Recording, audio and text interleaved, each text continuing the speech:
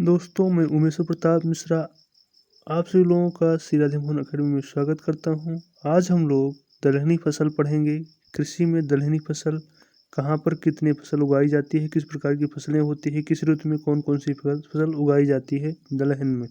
दलहनी फसलें लेग्यूमिनेसी कुल की फसलें हैं। लेग्यूमिनेसी कुल की फसलों की विशेषता होती है कि उनकी फसलें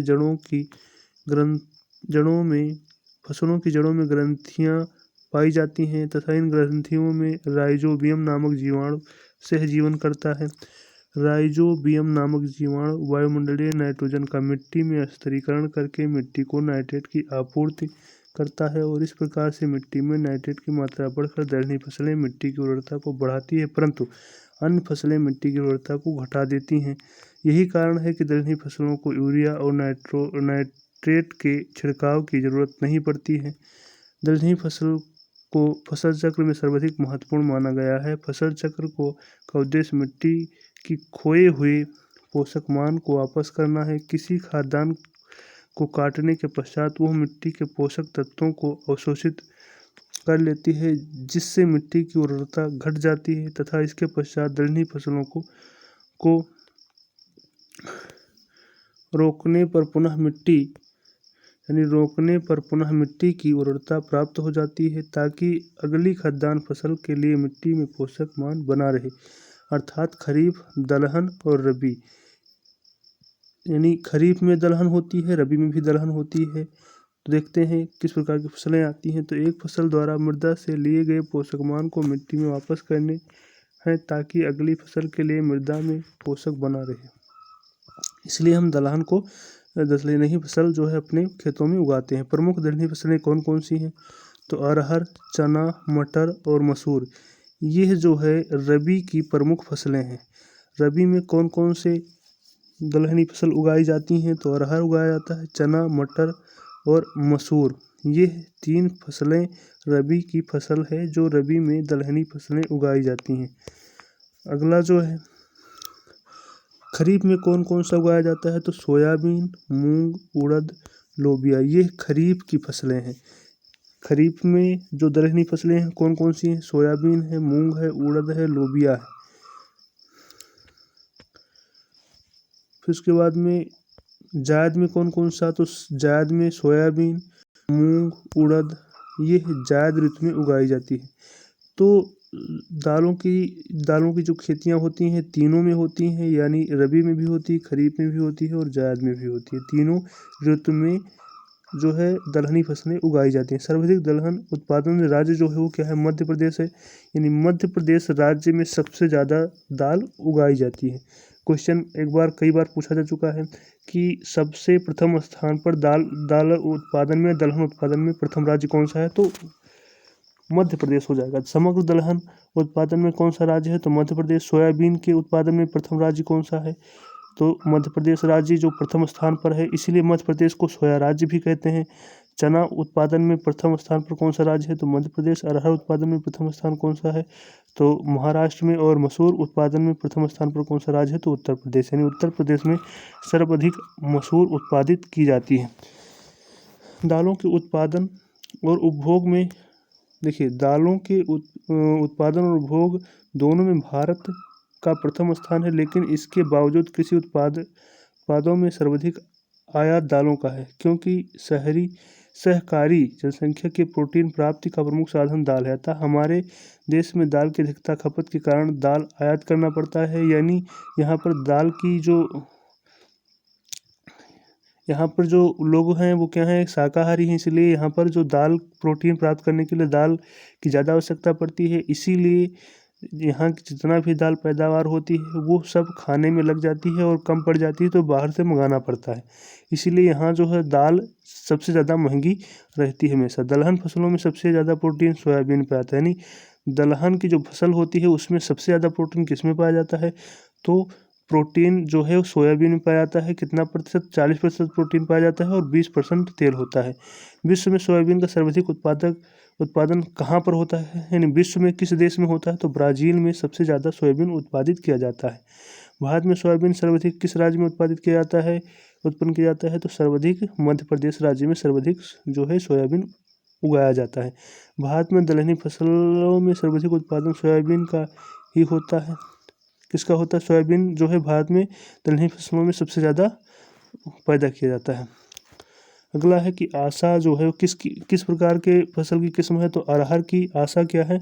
अरहर की लोकप्रिय किस्म है। क्वेश्चन पूछ लिया जाता है कि आशा जो है वो किस प्रजाति यानी किसकी प्रजाति है? तो अरहर की एक लोकप्रिय किस्म की प्रजाति है। अपर्णा है वो मटर का पत्तविहीन किस्म है। पत्तविहीन यानी इसमें पत्ती कम होती है। सम्राट जो है किसके लिए है? तो चने की लोकप्रिय किस्म के लिए प्रसिद्ध है। चने का एक लोकप्रिय किस्म है, प्रजाति है क्या? सम्राट। मसूर का जो लोकप्रिय किस्म या प्रजाति है वो क्या है? गरिमा। तिलहन अब जो है दलहन हो गया, अब तिलहन को थोड़ा देख लेते हैं। तिलहन फसलों में क्या होता है कि जिन फसलों से तेल निकाला जाता है उन्हें हम तिलहन फसल कहते हैं, जैसे सोयाबीन, मूंगफली, सरसों, सूरजमुखी, नारियल, कुसुम। ये सब क्या हैं? ये सब जो है तिलहनी फसलें हैं। तो हमारे देश में तिलहन फसल की खेती अनुपजाऊ भूमि तथा वर्षा की कमी वाले क्षेत्र में की जाती है। इसका कारण क्या है? यदि हम जहाँ पर उपजाऊ भूमि पर इसका खेती करेंगे तो ये जो है पैदावार इसकी कम होती है, यानी ये बढ़ करके और गिर जाता है। तो क्षेत्रफल की दृष्टि से खाद्यान्न फसलों के बाद तिलहन का ही स्थान है, यानी पहले खाद्यान्न में दलहन, उसके बाद तिलहन। तिलहन उत्पादन में मध्य प्रदेश अग्रणी राज्य है, यानी मध्य प्रदेश दलहन राज्य, याद कर लेना, दलहन राज्य, दलहन में और तिलहन में दोनों में प्रथम स्थान पर है। कौन सा राज्य प्रथम स्थान पर है? कौन सा राज्य? तो मध्य प्रदेश। मध्य प्रदेश तिलहन और दलहन दोनों में प्रथम स्थान पर है। सरसों रबी की फसल है, जबकि मूंगफली और सोयाबीन खरीफ ऋतु की फसल है। यानी जो सरसों है वो रबी में उगाई जाती है और मूंगफली सोयाबीन जो है वो खरीफ ऋतु की फसल है। भारत में तिलहन फसलों में सर्वाधिक उत्पादन सोयाबीन का होता है, तो इसके बाद मूंगफली का होता है। सबसे ज़्यादा किसका होता है भारत में? तो सोयाबीन, दूसरे स्थान पर मूंगफली। मूंगफली एक स्वपरागित फसल है जो स्वयं परागित होती है और अर्थात दूसरे फलों से इसका परागण नहीं होता है, ये स्वतः परागित हो जाती है। सरसों के तेल में 64% लाइनोलिक अम्ल होता है। देखिए कई बार पूछ लिया गया है कि सरसों के तेल में किस प्रकार का अम्ल पाया जाता है, तो लाइनोलिक नामक अम्ल सरसों के तेल में पाया जाता है। और कितना परसेंट? तो 64%।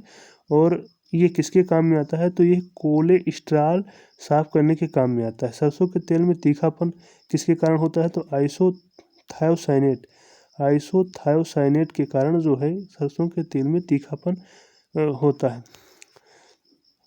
सरसों में एरुसिक अम्ल पाया जाता है, किसके कारण? एरुसिक अम्ल पाया जाता है जो मानव स्वास्थ्य के लिए हानिकारक है, यानी सरसों तेल को ज़्यादा नहीं खाना चाहिए क्योंकि इसमें एक एरुसिक अम्ल पाया जाता है जो स्वास्थ्य के लिए हानिकारक होता है। कुसुम के तेल का इस्तेमाल वाटरप्रूफ कपड़ों के निर्माण में किया जाता है। पूछ लिया जाता है कुसुम के तेल का इस्तेमाल कब किया जाता है, किसमें किया जाता है? तो वाटरप्रूफ कपड़े को बनाने में किया जाता है और चमड़े के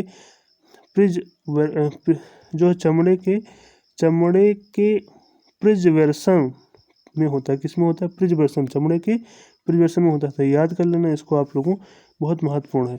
तिलहन उत्पादन में प्रथम राज्य कौन सा, यानी सबसे ज़्यादा कहाँ पर तिलहन उत्पादित किया जाता है, किस राज्य में सबसे ज़्यादा पैदावार होती है? तो जो कुल तिलहन है वो मध्य प्रदेश में सबसे ज़्यादा होता है। सोयाबीन कहाँ होता है? तो ये भी मध्य प्रदेश प्रथम स्थान पर है सोयाबीन उत्पादन में। मूंगफली जो है गुजरात राज्य प्रथम स्थान पर है मूंगफली उत्पादन में। राजस्थान सरसों उत्पादन प्रथम स्थान पर है। सूरजमुखी उत्पादन में कर्नाटक राज्य प्रथम स्थान पर है। नारियल उत्पादन में तमिलनाडु प्रथम स्थान पर है और कुसुम उत्पादन में महाराष्ट्र राज्य प्रथम स्थान पर है। फिर आगे थोड़ा पढ़ लेते हैं कि फसलों में पोषण स्तर। फसलों में जो पोषण स्तर होता है, यानी किसमें कितना प्रोटीन और कितना कार्बोहाइड्रेट पाया जाता है। तो चावल में यहाँ पर देखिए, चावल में कितना 6% प्रोटीन पाया जाता है और 76% कार्बोहाइड्रेट पाया जाता है। गेहूं में 15% प्रोटीन और 65% कार्बोहाइड्रेट। और मक्का में भी 15% प्रोटीन और 80% कार्बोहाइड्रेट मक्का में पाया जाता है। सोयाबीन में 45% प्रोटीन और 20% तेल पाया जाता है। मूंगफली में 30% केवल प्रोटीन पाया जाता है और 70% में तेल और उसका जो और कुछ बचता है। मक्का शीतोष्ण जलवायु का फसल है। मक्का किस प्रकार का फसल है? तो शीतोष्ण जलवायु का फसल है। सोयाबीन तिलहन और दलहन दोनों फसलों की श्रेणी में आता है। सोयाबीन जो है वो तिलहन में भी आता है और दलहन में भी आता है। देखिए इससे तेल भी निकाल लिए जाते हैं और इसका दाल भी बनता है। दोस्तों यदि